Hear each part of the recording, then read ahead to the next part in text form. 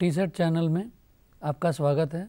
तेलंगाना राज्य सरकार का टीआरटी हिंदी अध्यापक भर्ती परीक्षा हेतु प्रस्तुत कार्यक्रम में निर्धारित जो पाठ्यक्रम है इसके अंतर्गत कंटेंट में जो 6वीं इकाई है काव्यशास्त्र, इस काव्यशास्त्र के अंतर्गत हम अधिक जानकारी प्राप्त करेंगे। मित्रों, जो काव्यशास्त्र या साहित्य है तो निरंतर युगीन जैसे प्रत्येक पीढ़ी में इसके जो जितने भी तथ्य होते हैं तथ्यों में परिवर्तन होता है। कोई भी स्थिर सिद्धांत या उससे संबंधित संप्रदाय हो स्थिर नहीं होते हैं, तो इनके तथ्यों में युगीन तक मतलब पीढ़ियों में प्रत्येक शत में इनमें परिवर्तन होता रहता है। जैसे काव्यशास्त्र का अर्थ इसके कई उपनाम दिया गया है, तो इसके संदर्भ में हम आगे बढ़ेंगे। मित्रों, काव्यशास्त्र को साहित्य शास्त्र तथा अलंकार शास्त्र भी कहते हैं। जैसे यहाँ पर्दे पर देख सकते हैं काव्यशास्त्र के उपनाम, जैसे साहित्य शास्त्र भी कहते हैं और अलंकार शास्त्र भी कहते हैं। यहाँ दो उपनाम आया है। परीक्षाओं में इस शाब्दिक अर्थ या शब्द के जितने भी रूप हैं इनको लेकर प्रश्न पूछा जा सकता है। जैसे साहित्य शास्त्र इसका उपनाम है, इस प्रकार प्रश्न पूछा जा सकता है। तो वहाँ आपको 4 विकल्प होते हैं, तो इन विकल्पों में काव्यशास्त्र विकल्प का चयन करना होता है। इसके साथ साथ साहित्य शास्त्र का दूसरा नाम है अलंकार शास्त्र, क्योंकि अलंकारों का प्रयोग होता है काव्यशास्त्र के अंतर्गत और साहित्य में भी, तो इसलिए यह नाम अलंकार शास्त्र नाम आया है। इसके बाद और एक नाम भी है, मतलब कुल मिलाकर 3 उपनाम है काव्यशास्त्र का, तो उसके बारे में भी जानकारी प्राप्त करेंगे।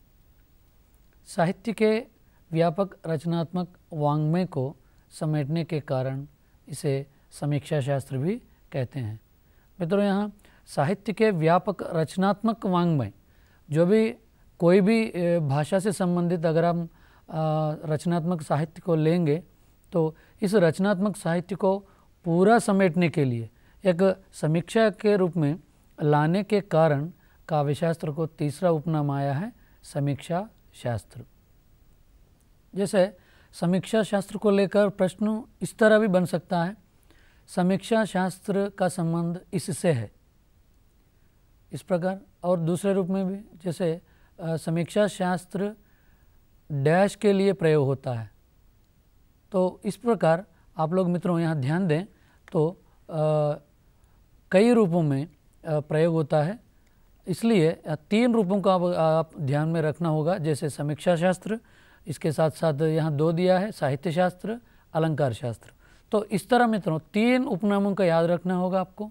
तो समीक्षा शास्त्र किस लिए काव्यशास्त्र के लिए प्रयोग होता है, एक प्रश्न है। काव्यशास्त्र के लिए समीक्षा शास्त्र का भी प्रयोग होता है, किस लिए? क्योंकि साहित्य के जो भी रचनात्मक वाङ्मय हैं उसको समेटने के कारण, पूरा साहित्य को समेटने के कारण समीक्षा शास्त्र उपनाम आया है। तो इसलिए तो काव्यशास्त्र के 3 उपनाम का प्रयोग किया जाता है। अक्सर हम कोई लिखित सामग्री पढ़ते हैं, इन साहित्य में इस सामग्री में हमको कई बार मिलता है पढ़ने के लिए कि काव्यशास्त्र के 3 उपनाम होते हैं। तो उसके बाद आगे बढ़ेंगे। काव्यशास्त्र का मूल संबंध शब्द काव्य, जैसे महाकाव्य कहते हैं, एवं मुक्तक काव्य और दृश्य काव्य जैसे नाटक से ही है। इससे तात्पर्य यह है कि काव्यशास्त्र का मूल संबंध मतलब सीधा संबंध शब्द काव्य से है। शब्द काव्य से तात्पर्य है महाकाव्य एवं मुक्तक काव्य। तो कभी कभी प्रयोग होता है शब्द काव्य, किस लिए प्रयोग होता है, शब्द काव्य क्या है, मतलब महाकाव्य और मुक्तक काव्य दोनों को मिलाकर हम शब्द काव्य के रूप में समझना चाहिए। उसके बाद काव्यशास्त्र का मूल संबंध दूसरे अंश से भी है, दूसरे तथ्य से भी है, दृश्य काव्य कहते हैं। तो दृश्य काव्य से सीधा संबंध रहता है काव्यशास्त्र का। तो दृश्य काव्य मतलब नाटक, जो हम मंच पर प्रदर्शित करते हैं, नाटक को हम काव्यशास्त्र से सीधा संबंध के रूप में समझ सकते हैं। उसके बाद मित्रों आगे बढ़ेंगे दूसरे बिंदु के ऊपर, काव्य स्वरूप। जैसे काव्य शास्त्र के अंतर्गत काव्य स्वरूप के बारे में जानकारी प्राप्त करेंगे, तो कई काव्यशास्त्र के विद्वान, कई संप्रदाय, इसके अंतर्गत हम एक एक करके बहुत उल्लेखनीय और मुख्य बिंदु हैं काव्यशास्त्र में। प्रत्येक विद्वान एक एक वाक्य के रूप में अपना विचार प्रकट किए हैं। तो कभी कभी इन परिभाषाओं को लेकर या काव्य लक्षण या काव्य स्वरूप को लेकर प्रश्न पूछा जा सकता है। जैसे भामह के अनुसार शब्दार्थों सहित वाक्यम कहते हैं भामह, तो इससे तात्पर्य है, ये संस्कृत वाक्य है, शब्दार्थों सहित काव्यम। तो इसका तात्पर्य है शब्द और अर्थ से युक्त रचना ही काव्य है। जैसे मित्रों यहाँ ध्यान दें तो शब्द और अर्थ से युक्त रचना को ही काव्य मानते हैं भामह ने।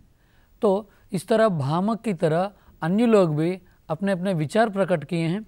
तो पहला बिंदु है भामह परीक्षाओं में जैसे संस्कृत श्लोक मतलब वाक्य भी दिए जाते हैं, तो शब्दार्थों सहित काव्यम, यह कथन इनका है, यह कथन किनका है, किनके द्वारा दी गई परिभाषा है। तो विकल्पों में आपको भामह विकल्प होगा, तो उसका चयन करना होता है। तो संस्कृत वाक्य ना देते हुए मित्रों इसका अर्थ के रूप में वाक्य का प्रयोग किया जाता है। जैसे शब्द और अर्थ से युक्त रचना को ही काव्य यह विद्वान माना है। तो इस प्रकार भी प्रयोग होता है कभी कभी। तब आप भामह उल्टा भी दिया जाता है, जैसे भामह विद्वान का नाम देकर इनकी परिभाषा यह है, तो इनका कथन डैश है, इनके विचार ये हैं। तो इस प्रकार भामह विद्वान का नाम लेकर भी प्रश्न पूछा जा सकता है, तो इसलिए इस पर ध्यान देना होगा। फिर उसके बाद ध्यान दीजिएगा कि वाक्यम रसात्मकम काव्यम, यह विश्वनाथ की द्वारा दी गई परिभाषा है। तो वाक्यम रसात्मकम काव्यम, तो यह परिभाषा किन की है? विश्वनाथ की है। इसका अर्थ अगर समझना है, रसपूर्ण वाक्य ही काव्य है। जैसे परिभाषाओं में जो भी शब्द प्रयोग किया जाता है काव्यशास्त्र के लिए, काव्य लक्षण और प्रतिपादक के लिए, तो उन शब्दों को याद रखना होगा। तो उन शब्दों को प्रतिपादक के लिए जोड़ना पड़ेगा आपको। तो विश्वनाथ द्वारा दी गई परिभाषा है रसपूर्ण वाक्य ही काव्य है। मतलब जो जिस काव्य में रसपूर्ण होता है उसको ही हम काव्य कहते हैं। मतलब विश्वनाथ काव्य में रस को ज़्यादा महत्व दिया है। तो इसलिए मित्रों तो परिभाषा बहुत छोटी है, लेकिन जितने भी शब्द प्रयोग किए हैं शब्दों का अर्थ पर ध्यान दीजिएगा। तो शब्दों को लेकर भी प्रश्न पूछा जा सकता है। तो काव्य में विश्वनाथ किस का महत्व दिए हैं, तो वहाँ रस भी दिया जाता है, तो अन्य रूप में अलंकार भी दिया जाता है, छंद भी दिया जाता है। तो इस प्रकार अन्य काव्यशास्त्र से संबंधित तथ्यों को देकर प्रश्न पूछा जा सकता है। तो विकल्प दिया जाता है, 3 गलत 1 सही। तो आप रसपूर्ण वाक्य को ही हम काव्य कहते हैं विश्वनाथ के अनुसार। उसके बाद आगे बढ़ेंगे तो जो पंडिताराज जगन्नाथ द्वारा दी गई परिभाषा है संस्कृत का, देखिएगा, रमणीयार्थ प्रतिपादक शब्द काव्यम। मतलब रमणीय अर्थ का प्रतिपादन करने वाला अर्थ समूह ही काव्य है। जो रमणीय अर्थ का प्रतिपादन करता है उसको, उस समूह को ही हम काव्य कहते हैं। मतलब अर्थ को ज़्यादा महत्व दिया है पंडिताराज जगन्नाथ ने। तो इनको लेकर भी प्रश्न पूछा जा सकता है। पंडिताराज जगन्नाथ की परिभाषा यह है, तो क्या दिए हैं? रमणीय अर्थ का प्रतिपादन करने वाला अर्थ समूह।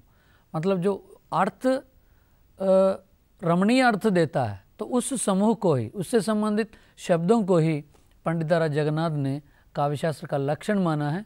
तो इनकी यह परिभाषा है, रमणीयार्थ प्रतिपादक शब्द काव्यम कहते हैं संस्कृत में। उसके बाद रुद्रट के द्वारा दी गई परिभाषा है, शब्द और अर्थ का संबंध ही काव्य है। तो अगर हम इसको संस्कृत के रूप में समझना है, नन शब्दों काव्यम कहते हैं। तो मित्रों, ये सब इसलिए प्रस्तुत करना पड़ रहा है क्योंकि जो नेट और राज्यों से संबंधित सेट भर्ती मतलब चयन परीक्षा जो है, तो इन परीक्षाओं के हिंदी विषय के अंतर्गत काव्यशास्त्र में इस प्रकार के जो काव्य के लक्षण होते हैं, इससे संबंधित जितने भी लक्षण हैं तो 9 तक है।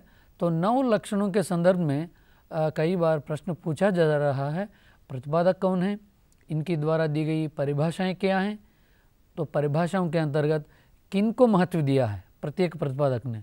तो इस प्रकार के प्रश्न पूछा जा रहा है।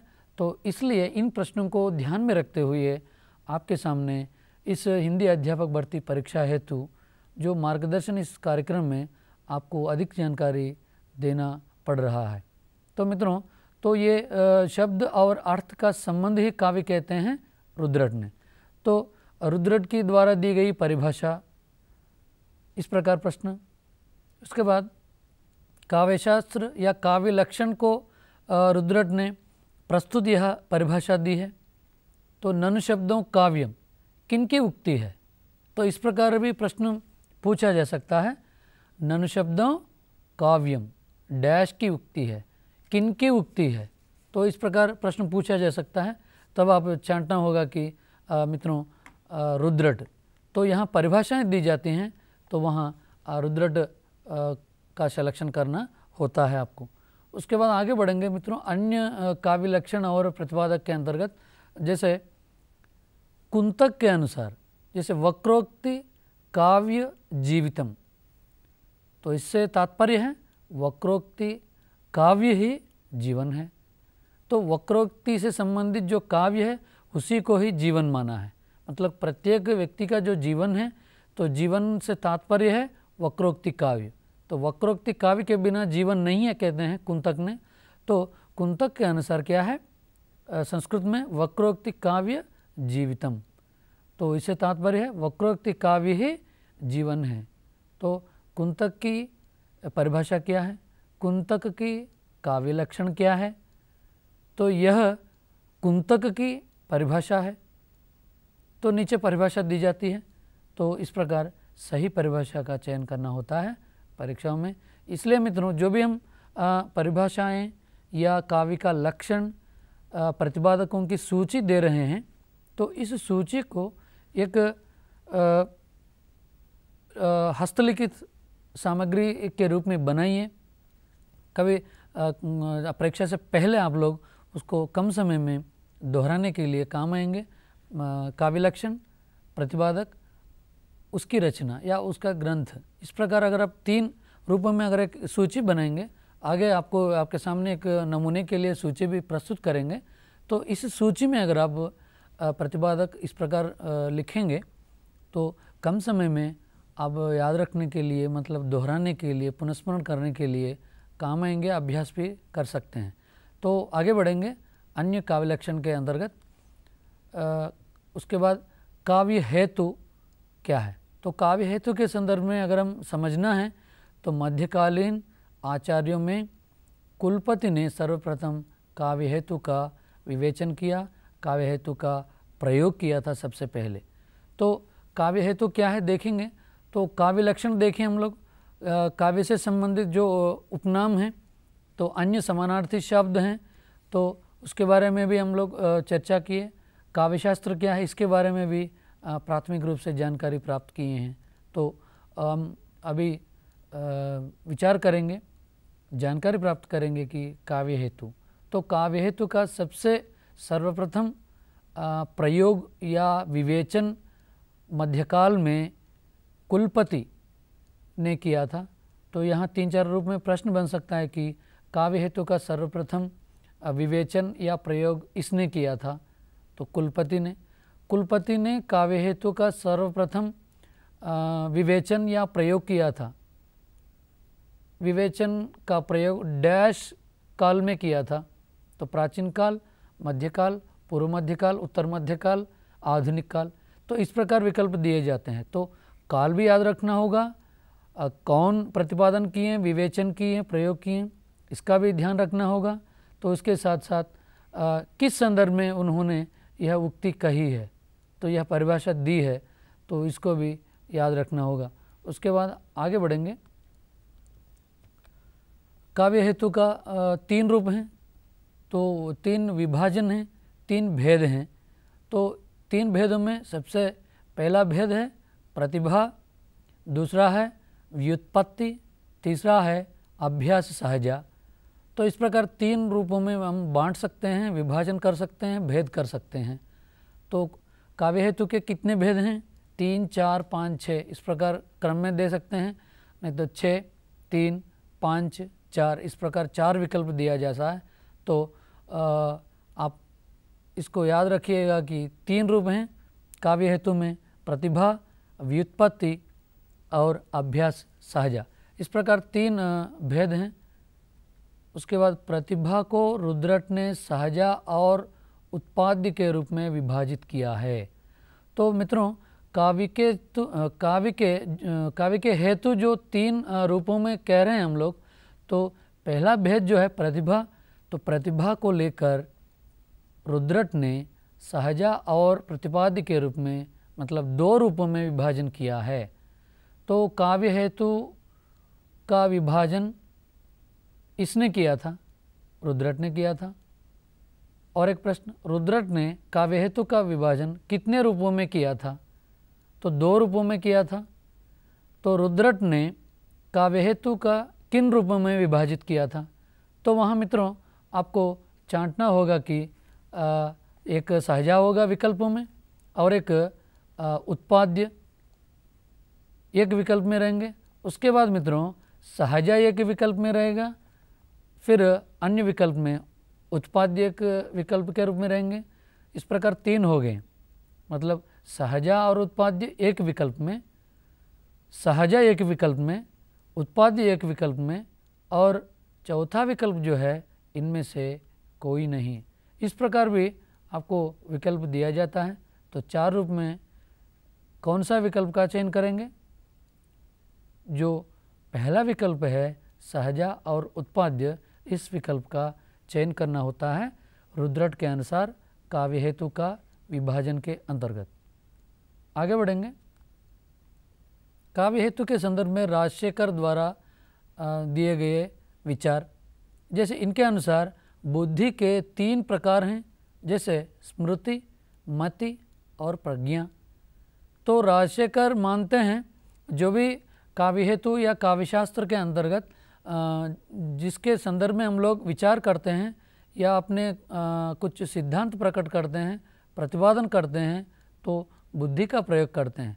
तो ये मानते हैं बुद्धि के 3 प्रकार हैं, जैसे स्मृति, मति और प्रज्ञा। तो बुद्धि से तात्पर्य काव्यशास्त्र के अंतर्गत ये मानते हैं, स्मृति को मानते हैं, उसके बाद मति को मानते हैं मित्रों, अन्य है प्रज्ञा को मानते हैं। स्मृति, मति और प्रज्ञा तीनों को किसने महत्व दिया है? तो इस प्रकार प्रयोग किया जाता है परीक्षाओं में। तो आपको बुद्धि को देखते ही आप जाएंगे कि मनोविज्ञान में, लेकिन मित्रों यहाँ मनोवैज्ञानिक भी विकल्पों में होता है। उसके साथ साथ काव्यशास्त्र के विद्वान जो हैं, जैसे आपके सामने प्रस्तुत किया राजशेखर, रुद्रट, मम्मट, भामह, भरत, इस प्रकार जितने भी हम काव्यशास्त्र में विद्वानों के संदर्भ में जानकारी प्राप्त करते हैं, उनसे संबंधित भी विकल्प होते हैं। मतलब यहाँ दुविधा में पड़ने का मौका है। तो इसलिए मित्रों, तो इस काव्यशास्त्र के अंतर्गत जो बुद्धि के बारे में आप जानकारी प्राप्त करते हैं, सिर्फ राजशेखर के द्वारा दी गई परिभाषा है या राजशेखर के द्वारा दिया गया भेद है। तो स्मृति, मति और प्रज्ञा जो है राजशेखर से संबंधित हैं, इसलिए प्रश्न पूछा जाए राजशेखर का चयन करना होता है। तो प्रत्येक विभाजन इस पर ध्यान देना होगा आपको। उसके बाद राजशेखर के अन्य विचार हैं सहजा, आहार्य और औपदेशिकी प्रतिभा के आधार पर कवियों की क्रमशः 3 कोटियों का निर्धारण किया गया है। तो इस प्रकार किसके अनुसार, जैसे काव्यशास्त्र के संदर्भ में, मतलब काव्यशास्त्र के अंतर्गत जितने भी आचार्य हैं, आचार्य से यहाँ तात्पर्य है विद्वान, काव्यशास्त्र से संबंधित विद्वान, तो इन विद्वानों को 3 रूपों में मतलब 3 कोटियों में बांट सकते हैं। किसके आधार पर, सहजा, आहार्य और औपदेशिकी प्रतिभा के अनुसार 3 रूपों में हम काव्यशास्त्र के विद्वान या आचार्यों को हम विभाजन कर सकते हैं 3 प्रतिभाओं के आधार पर, जैसे सहजा, आहार्य और औपदेशिकी प्रतिभा के आधार पर। तो उसके बाद राजशेखर मानते हैं जैसे सारस्वत, आभ्यासिका, औपदेशिका के रूप में आचार्यों को विभाजन किया है राजशेखर ने।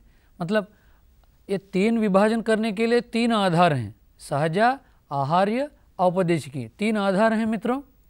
उसके बाद 3 रूपों में 3 कोटियों में रखा है राजशेखर ने। वे कोटि हैं सारस्वत, आभ्यासिका, औपदेशिका। तो यहाँ 2 प्रश्न प्राथमिक रूप से बन सकते हैं, जैसे राजशेखर ने आचार्यों को कितने कोटियों में रखे हैं, सारस्वत, आभ्यासिका, औपदेशिका कोटियों में रखे हैं। तो किस आधार पर आचार्यों का विभाजन किया गया है राजशेखर द्वारा, तो सहजा, आहार्य और औपदेशिकी प्रतिभा के अनुसार। तो विभाजन के लिए आधार 3 हैं, वैसे ही ये जो आचार्य या विद्वानों को 3 कोटियों में रखे हैं, तो 3 कोटियाँ भी ये हैं सारस्वत, आभ्यासिका, औपदेशिका। इस प्रकार 3 रूपों में मतलब 3 कोटियों में रखे हैं राजशेखर ने। उसके बाद काव्य हेतुओं के विवेचन में राजशेखर की मौलिक उद्भावना है कि शक्ति और प्रतिभा में भेद करना। मतलब इससे तात्पर्य शक्ति व्यापक है जबकि प्रतिभा परिमित है। तो राजशेखर मानते हैं काव्य हेतुओं के विवेचन के लिए मौलिक उद्भावना है इनका, मतलब मौलिक सिद्धांत है इनका, मौलिक विचार है, तो शक्ति प्रतिभा में ही भेद करना चाहिए। इससे तात्पर्य है शक्ति बहुत व्यापक होता है लेकिन प्रतिभा जो है परिमित है, मतलब सीमित है। तो ये शक्ति को ज़्यादा महत्व दिया है, प्रतिभा को कम महत्व दिया है। इसलिए जिन विद्वानों के पास जो शक्ति अधिक है उनको ज़्यादा महत्व दिया है राजशेखर ने। उसके बाद कार्य हेतुओं के अंतर्गत अन्य विचार करेंगे। भारतीय आलोचना शास्त्र में सर्वप्रथम भरत ने काव्य के 7 तत्वों का निरूपण किया है।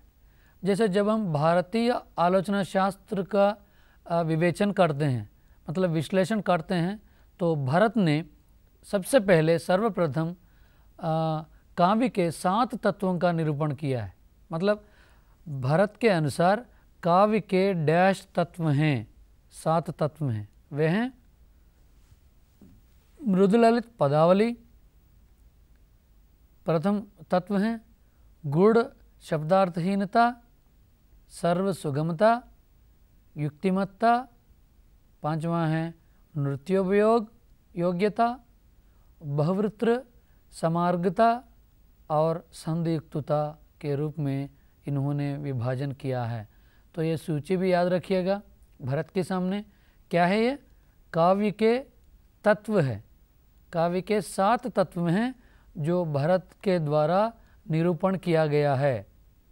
उसके बाद मित्रों क्योंकि ये रूपक घटित होते हैं काव्य पर नहीं, तो मुख्य रूप से भरत मानते हैं तो काव्य के 7 तत्वों का निरूपण मतलब इसलिए किया है कि रूपक घटित होते हैं, तो काव्य पर आधार को नहीं मानते हुए ये विभाजन नहीं किया गया है, तो इसका विभाजन रूपक घटित पर किया गया है भरत के द्वारा। उसके बाद मित्रों वास्तविक काव्य लक्षण का प्रारंभ भामह से माना जाता है। जैसे वास्तविक काव्य का लक्षण जो है, जो हम पढ़ते हैं वास्तविक काव्य के बारे में, जो हम विश्लेषण करते हैं, तो इसका प्रारंभ जो है भामह से माना जाता है, जिन्होंने शब्द और अर्थ के सहभाव को काव्य की संज्ञा दी है। इससे तात्पर्य क्या है? काव्य के लिए भामह ने इसको ज़्यादा महत्व दिया है, तो इसकी संज्ञा दी है। तो इस प्रकार प्रश्न पूछा जा सकता है। तो यहाँ क्या है? भामह शब्द और अर्थ को सबसे ज़्यादा महत्व दिया है काव्यशास्त्र में काव्य लक्षण के लिए। तो काव्य लक्षण का प्रारंभ डैश से माना जाता है। सबसे महत्वपूर्ण उल्लेखनीय बिंदु है मित्रों, वास्तविक काव्य लक्षण का प्रारंभ डैश से माना जाता है। किससे माना जाता है? भामह से माना जाता है। इसलिए तो किस विद्वान से किस तत्व शुरू होता है, तो किस विद्वान ने किन तत्वों के बारे में विश्लेषण किया है, विवेचन किया है, इसके बारे में भी अधिक जानकारी प्राप्त करना होगा, याद रखना होगा। उसके बाद दंडी के अनुसार इष्ट अर्थ को व्यक्त करने वाली पदावली काव्य है। तो दंडी कहते हैं इष्ट अर्थ जो हम पसंद करते हैं, जो स्पष्ट अर्थ देता है, उसको प्रकट करने वाली शब्दावली ही काव्य है। मतलब दंडी के अनुसार काव्य क्या है? जो अर्थ, जो सटीक अर्थ, इष्ट अर्थ प्रकट करता है, वही उस पदावली को, उन पदों को काव्य कहते हैं। जो संस्कृत वाक्य के रूप में अगर समझना है, शरीरम तावड़ी शतार्थ व्यवच्छिन्न पदावली कहते हैं। कभी कभी मित्रों संस्कृत वाक्य दिया जाता है, यह कथन किनका है, इस प्रकार भी प्रयोग होता है। तो यह दंडी से दी गई परिभाषा है, दंडी से दी गए विवेचन है, तो इसको समझना चाहिए। मतलब अर्थ को प्रकट करने वाली पदावली, अर्थ को प्रकट करने वाले पद। उसके बाद पाणिनि ने रीति को काव्य की आत्मा माना है। जैसे पाणिनि महाशय ने जैसे काव्य में जो रीति होती है उसको काव्य की आत्मा माना है। मतलब इनके अनुसार जो काव्य है, काव्य में जो भी हम प्रयोग करते हैं सामग्री को, या काल्पनिक साहित्य को जो भी हम लिखते हैं, तो उस समय जो काव्य की रीति होता है उसको आत्मा माना है। मतलब किस रीति में हम रचनाएं करते हैं, तो उस रीति को सबसे ज़्यादा महत्व दिया है। ना अर्थ को महत्व दिया है, ना पदों को महत्व दिया है, ना शब्दों को महत्व दिया है, ना अलंकारों को महत्व दिया है, ना रसों का महत्व दिया है पाणिनि महाशय ने। तो यहाँ ये पाणिनि के अनुसार क्या है? रीति। मतलब जिस रीति में काव्य लिखी जाती है उसी को काव्य की मतलब आत्मा मानते हैं। मतलब रीतिरात्मा काव्यस्य कहते हैं इन्होंने संस्कृत में, इसलिए रीति से उनका अभिप्राय है। मित्रों विशिष्ट पद रचना, मतलब विशिष्ट पद रचना रीति ही कहते हैं संस्कृत में। तो विशिष्ट का अर्थ है गुणयुक्त या विशेषी, गुणात्म। इस प्रकार रीति का अर्थ है गुणयुक्त पद रचना को ही रीति कहते हैं। मतलब जिसमें गुण है तो विशिष्ट पद रचना के रूप में हम मानते हैं। उसके बाद सर्वश्रेष्ठ साहित्यकार आचार्य रामचंद्र शुक्ल जी के अनुसार काव्य की परिभाषाएं हैं, इस प्रकार दी गए हैं।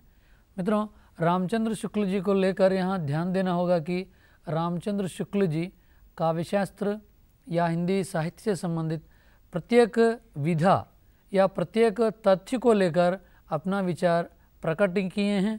तो अगर आप पूरा हिंदी साहित्य को अगर आप देखें या काव्यशास्त्र को देखेंगे तो कई विश्लेषण, कई विचार, कई परिभाषाएं आचार्य रामचंद्र शुक्ल जी के द्वारा दिए गए प्राप्त होंगे।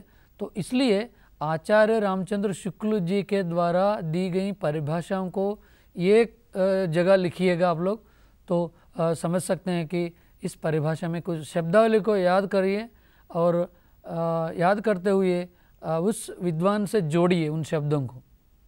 तो आगे आगे कुछ इस तरह के हिंट्स भी बोलूँगा आप लोगों को कैसे याद रखना है परिभाषा को लेकर। तो ये कहते हैं कि अव्यक्त की अभिव्यक्ति जगत है, अतः कविता अभिव्यक्ति की अभिव्यक्ति हुई है। तो ये मानते हैं काव्य को, तो अव्यक्त की अभिव्यक्ति जगत है, अतः कविता अभिव्यक्ति की अभिव्यक्ति हुई मानते हैं रामचंद्र शुक्ल ने। उसके बाद सात्वोद्रेक या हृदय की मुक्तावस्था के लिए किया हुआ शब्द विधान काव्य है। तो रामचंद्र शुक्ल जी का विवेचन है। रामचंद्र शुक्ल जी की और एक परिभाषा है, सात्वोद्रेक या हृदय की मुक्तावस्था के लिए किया हुआ शब्द विधान काव्य है। तो काव्य के लिए इन्होंने मानते हैं कि हृदय की मुक्तावस्था के लिए जो शब्द विधान प्रयोग होता है उसको काव्य कहते हैं रामचंद्र शुक्ल जी के अनुसार। उसके बाद जगत का नाना वस्तुओं व्यापारों का एक रूप रखना कि वह हमारे भाव चक्र के भीतर आ जाएं, यही काव्य का लक्ष्य होता है। मित्रों, अभी अभी बता रहा था कि आचार्य रामचंद्र शुक्ल जी के द्वारा दी गई परिभाषाओं को एक साथ जोड़ते हुए अगर पढ़ेंगे तो थोड़ा याद रहेंगे। जैसे इनकी तीसरी परिभाषा है, तीसरा विवेचन है कि जगत का नाना वस्तुओं व्यापारों का एक रूप रखने की जो हमारे भाव चक्र के भीतर आ जाएं, यही काव्य का लक्ष्य होता है। मतलब काव्य का अर्थ बताएं दो परिभाषाओं के अंतर्गत।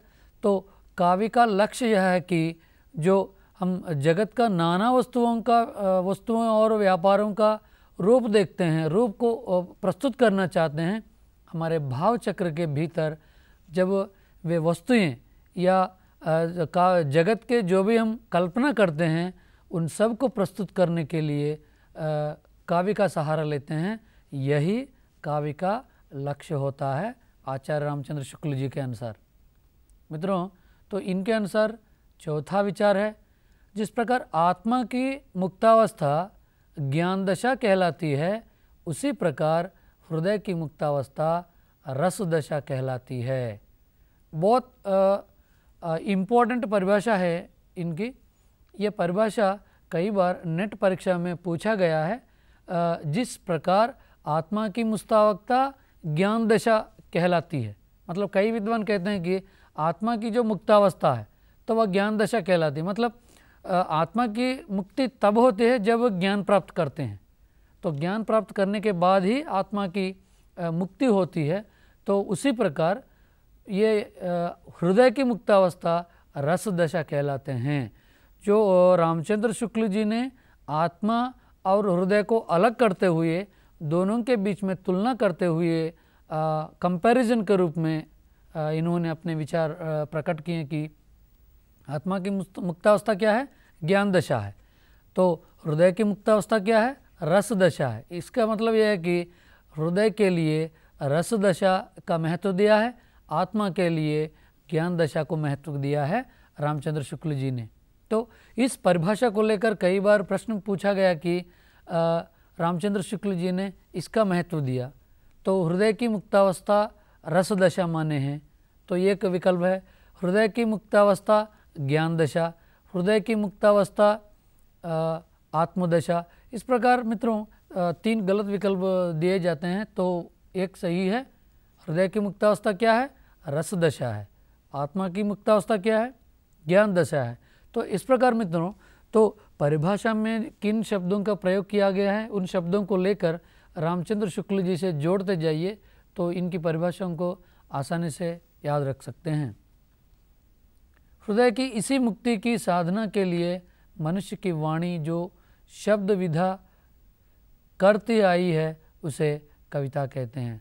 जो मुक्ति के लिए हृदय से संबंधित या साधना के लिए मनुष्य जिस वाणी से शब्द विधा करती आई है उसे कविता कहते हैं। जो रामचंद्र शुक्ल जी बहुत सटीक रूप से कहे हैं, जो आत्मा और हृदय के लिए मतलब मुक्तावस्था के लिए जिन शब्दों का प्रयोग किया है उसको और आगे बढ़ाते हुए कहें कि हृदय की इसी मुक्ति को, जो हृदय में जो मुक्ति प्राप्त होती है रसदशा से, तो उस रसदशा को मनुष्य की वाणी के रूप में शब्द विधा करती है। मतलब मनुष्य की जो वाणी है तो उस वाणी को हम शब्द के रूप में परिवर्तन करके जो प्रकट करते हैं, जो प्रस्तुत करते हैं, जो काव्य या साहित्य के अंतर्गत रचनाएं लिखते हैं, उसी को कविता कहे हैं रामचंद्र शुक्ल जी ने। अत्यंत समझदार परिभाषा है ये, तो बहुत विस्तार से मतलब कम वाक्यों में इन्होंने काव्य तथा साहित्य के बारे में प्रकट किए। उसके बाद काव्य के हेतु आचार्य हजारी प्रसाद द्विवेदी द्वारा दिया गया एक परिभाषा है यहाँ, अंतःकरण की वृत्तियों के चित्र का नाम कविता है। तो अभी तक हम आचार्य रामचंद्र शुक्ल जी की द्वारा दी गई परिभाषा के बारे में चर्चा किए, लेकिन हजारी प्रसाद द्विवेदी जी कहते हैं कि अंतःकरण की वृत्तियों के चित्र का नाम ही कविता है। मतलब अंतःकरण में जो वृत्तियाँ होती हैं, तो इन वृत्तियों को लेकर जो चित्र हमारे मन में प्रकट होता है, उस चित्र को हम जब लेखन के रूप में प्रकट करते हैं, उसी को हजारी प्रसाद द्विवेदी जी कविता कहते हैं।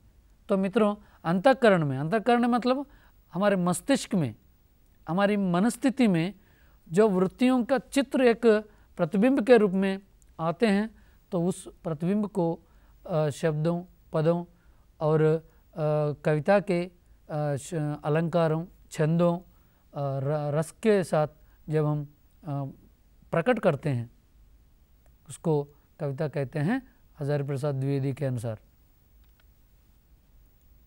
उसके बाद आगे बढ़ेंगे और हजारी प्रसाद द्विवेदी जी कहते हैं कि मैं साहित्य को मनुष्य की दृष्टि से देखने का पक्षपाती हूँ। तो बहुत अत्यंत सरल रूप में कहा है हजारी प्रसाद द्विवेदी जी, मैं साहित्य को मनुष्य की दृष्टि से देखने का पक्षपाती हूँ। मतलब जो पढ़ते हैं साहित्य को, जो पाठक हैं, उनको ज़्यादा महत्व दिया है। जो वाग्जाल मनुष्य को दुर्गति, हीनता और परमुखापेक्षा से बचा न सके, जो उसकी आत्मा को तेजोदीप्त न बना सके, जो उसकी आत्मा को तेजोदीप्त न बना सके, जो उसके हृदय को परदुख, कातर और संवेदनाशील न बना सके, उसे साहित्य कहने में मुझे संकोच होता है। इससे तात्पर्य क्या है? तो हजारी प्रसाद द्विवेदी जी मानते हैं सबसे ज़्यादा जो पाठक हैं उसको महत्व दिया है। पाठक की जो हीनता है उसको महत्व नहीं देना चाहिए, जो दुर्गति है उसको महत्व नहीं देना चाहिए, उसकी जो आत्मा को तेजोदीप्त बनाता है उसको महत्व देना है। उसके बाद वे कहते हैं कि जो उसके हृदय को परदुख का महत्व देता है उसको ध्यान देना है। संवेदनाशील जब बनता है पाठक उसको महत्व देना है। उसी को हजारी प्रसाद द्विवेदी जी के अनुसार साहित्य कहते हैं, कविता कहते हैं। उसके बाद हम दूसरे विषय पर जानकारी प्राप्त करेंगे। काव्यशास्त्र के अंतर्गत कुछ संप्रदाय होते हैं, कुछ ग्रंथ भी हैं इसके साथ साथ। मित्रों, आपके सामने कई संप्रदायों को प्रस्तुत करूंगा, लेकिन इस काव्यशास्त्र में ये संप्रदाय के प्रवर्तक, तो उनकी रचनाएं या ग्रंथ बहुत उल्लेखनीय हैं। तो प्रत्येक संप्रदाय और प्रतिपादक किसको महत्व दिया है और किसकी रचना की है, तो ये 3 या 4 चीज़ों को ध्यान में रखना होगा आप लोग। तो इनसे संबंधित ही ज़्यादातर काव्यशास्त्र से प्रश्न पूछते हैं। फिर एक बार दोहराता हूँ, तो काव्यशास्त्र में कई प्रकार के संप्रदाय हैं।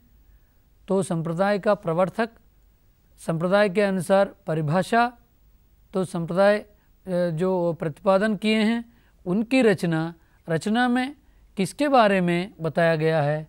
तो इन 4 या 5 चीज़ों पर, विषयों पर ध्यान देंगे तो समझने के लिए बहुत आसान है। प्रश्न आसानी से हम हल कर सकते हैं। तो सबसे पहला संप्रदाय है रस संप्रदाय। रस संप्रदाय का प्रतिपादक है भरत मुनि। तो भरत मुनि की रचना है काव्यशास्त्र। तो काव्यशास्त्र के बारे में हम आगे चलकर चर्चा करेंगे। तो दूसरा अलंकार संप्रदाय। तो अलंकार संप्रदाय भामह द्वारा दिया गया है। तो भामह की रचना है काव्यालंकार। तो यहाँ प्रश्न बन सकता है रस संप्रदाय किन की है? भरत मुनि की है। तो भरत मुनि की रचना क्या है? काव्यशास्त्र है। उसके बाद दूसरा है अलंकार संप्रदाय किन की है? भामह की है। उसके बाद काव्यालंकार किन की रचना है? भामह की है। इस प्रकार प्रश्न पूछा जा सकता है परीक्षाओं में मित्रों। तो तीसरा संप्रदाय है रीति संप्रदाय। रीति संप्रदाय का प्रतिपादक वामन है। तो वामन की रचना है काव्यालंकार सूत्रवृत्ति। मित्रों ध्यान दीजिए, काव्यालंकार सूत्रवृत्ति डैश की रचना है, वामन की है। तो डैश संप्रदाय वामन की है, रीति संप्रदाय वामन की है। तो इस प्रकार प्रश्न सीधा पूछा जा सकता है। फिर चौथा संप्रदाय है ध्वनि संप्रदाय। मतलब ध्वनि को महत्व दिया जाता है, इनके प्रतिपादक, इनके समर्थक। तो ध्वनि संप्रदाय का प्रतिपादन करने वाला है आनंदवर्धन। आनंदवर्धन की परिभाषा है, मतलब रचना है ध्वन्यालोक। तो ध्वन्यालोक रचना डैश की है, आनंदवर्धन की है। तो ध्वनि संप्रदाय डैश की है, आनंदवर्धन की है। तो मित्रों इस प्रकार सीधा प्रश्न पूछा जा सकते हैं परीक्षाओं में। तो संप्रदाय बहुत उल्लेखनीय है मित्रों। एक सूची में बनाइए आपके, जहाँ पढ़ते हैं आप लोग, दीवार पर या दरवाजे पर चिपकाइए, आते जाते तब हम पढ़ सकते हैं। एक ट्रिक है ये दोहराने के लिए। जब भी हम आते हैं जाते हैं तब आराम से उस पर ध्यान चले जाता है हमारा। तो बार बार देखने से पुनस्मरण भी होता है। उसके बाद पांचवा बिंदु, पांचवा संप्रदाय वक्रोक्ति संप्रदाय। तो वक्रोक्ति संप्रदाय कुंतक की है। इनकी रचना है वक्रोक्ति काव्य जीवितम है रचना। तो वक्रोक्ति काव्य जीवितम डैश से संबंधित है, कुंतक से संबंधित है। तो कुंतक का संप्रदाय क्या है? कुंतक का डैश संप्रदाय है वक्रोक्ति संप्रदाय। तो वक्रोक्ति पढ़ते ही देखते ही आपको कुंतक याद होना चाहिए मित्रों। तो उसके बाद छठवां संप्रदाय है औचित्य संप्रदाय। औचित्य संप्रदाय क्षेमेंद्र की है। तो इनकी रचना है औचित्य विचार चर्चा। तो औचित्य विचार चर्चा डैश की रचना है, डैश का ग्रंथ है। तो क्षेमेंद्र का चयन करना होगा। तो मित्रों कभी कभी इन जो प्रतिपादक हैं, यहाँ जितने भी प्रतिपादकों की सूची दिया जा रहा है, तो यहाँ प्रतिपादकों के अन्य ग्रंथ भी होते हैं, अन्य रचनाएं भी होती हैं। तो इसके बारे में भी आप लोग चांटिए, तो उसके बारे में भी जानकारी होना चाहिए आपको। तो क्षेमेंद्र की रचना क्या है? औचित्य विचार चर्चा। क्षेमेंद्र द्वारा दिया गया संप्रदाय क्या है? औचित्य संप्रदाय। तो आगे बढ़ेंगे, सातवां संप्रदाय अनुमितिवाद। अनुमितिवाद का प्रणेता है शंकुक। तो इनकी रचनाओं के बारे में जानकारी नहीं है। फिर उसके बाद आठवां संप्रदाय है उत्पत्तिवाद। उत्पत्तिवाद का प्रणेता है भट्टलोलट, प्रतिपादक भट्टलोलट हैं। तो उसके बाद नौवां संप्रदाय है भुक्तिवाद।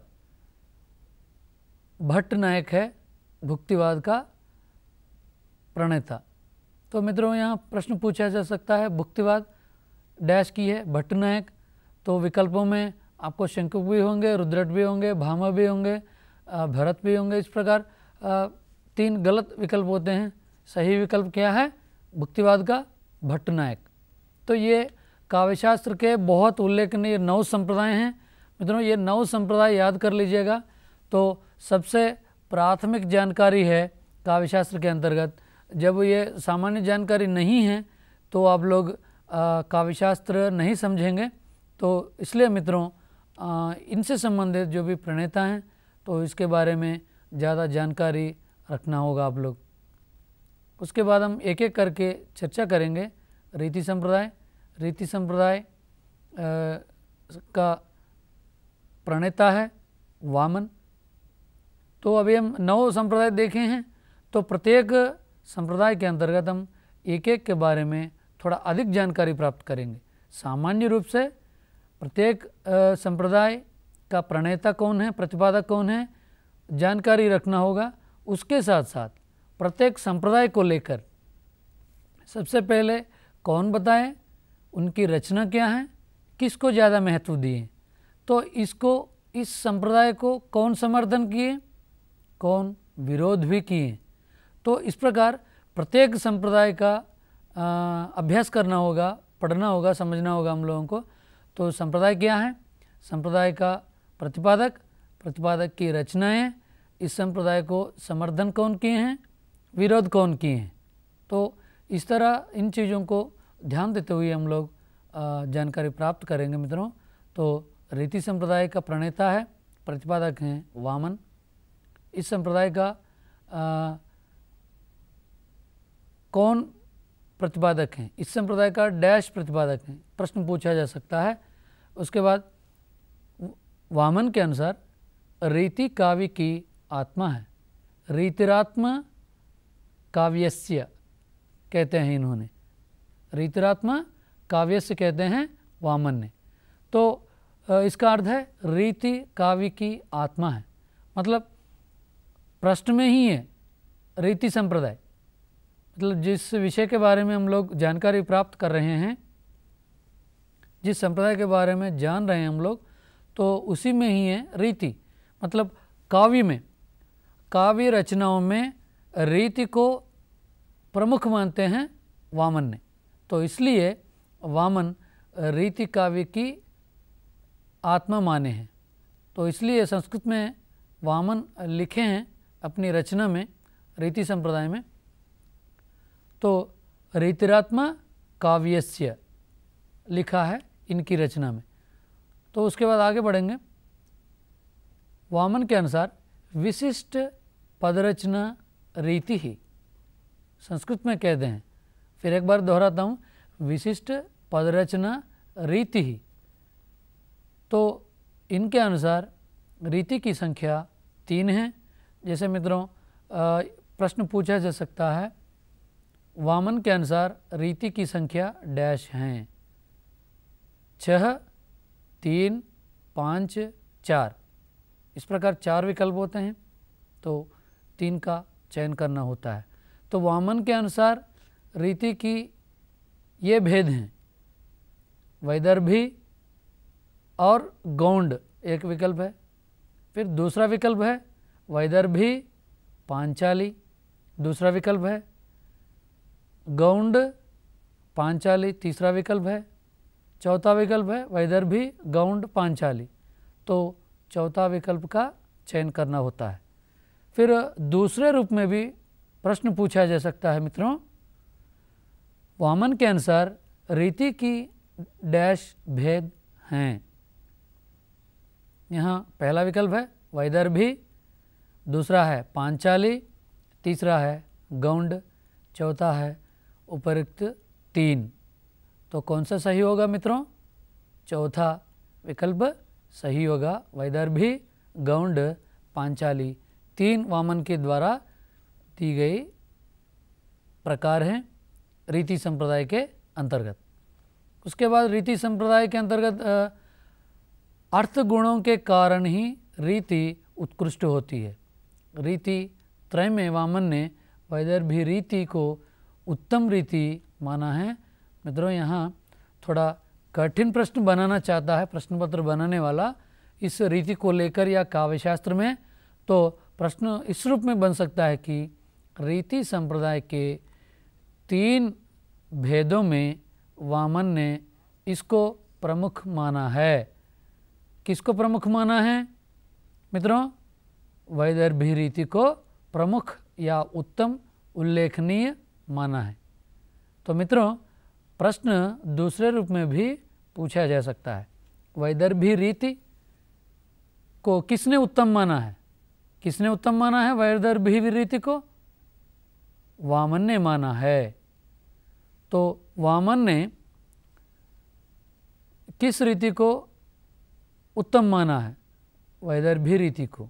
तो इस प्रकार आप लोग वामन लिखिएगा एक जगह, वामन की द्वारा दी गई परिभाषाएं, उसकी रचनाएं, उसका संप्रदाय, अगर कुछ विभेद किए हैं मतलब भेद किए हैं तो भेदों के बारे में, तो उन भेदों को लेकर कुछ स्पष्ट किया है, स्पष्ट करने वाले तथ्यों के बारे में भी अधिक जानकारी प्राप्त करते हुए आगे बढ़ना है।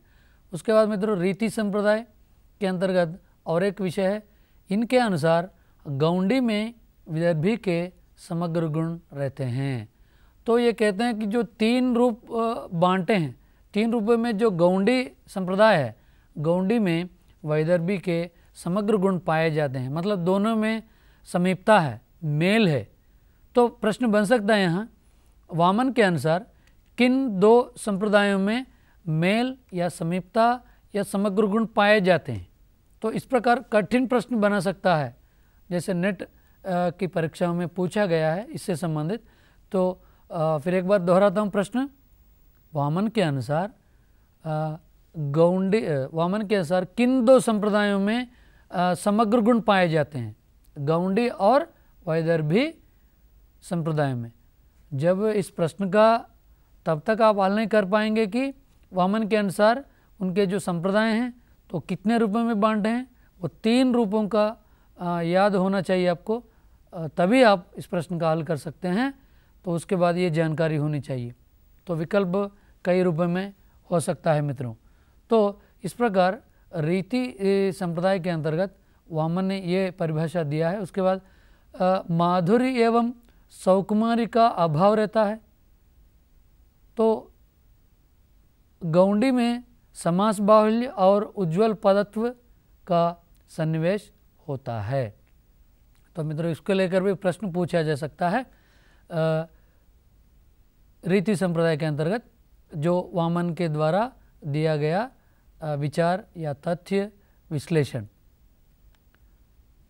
उसके बाद हम चर्चा करेंगे रीति संप्रदाय वामन के अंतर्गत दूसरे कार्यक्रम में।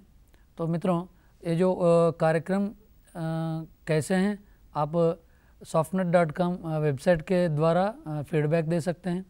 तो पुराने कार्यक्रम देखना चाहते हैं, यूट्यूब के माध्यम से देख सकते हैं और डाउनलोड भी कर सकते हैं। तो अवश्य आप फीडबैक दीजिएगा इन कार्यक्रमों के संदर्भ में। इससे बेहतर कार्यक्रम बनाने के लिए कोशिश करेंगे, दूसरे विषय के साथ आपके सामने प्रस्तुत होंगे। तब तक के लिए नमस्कार।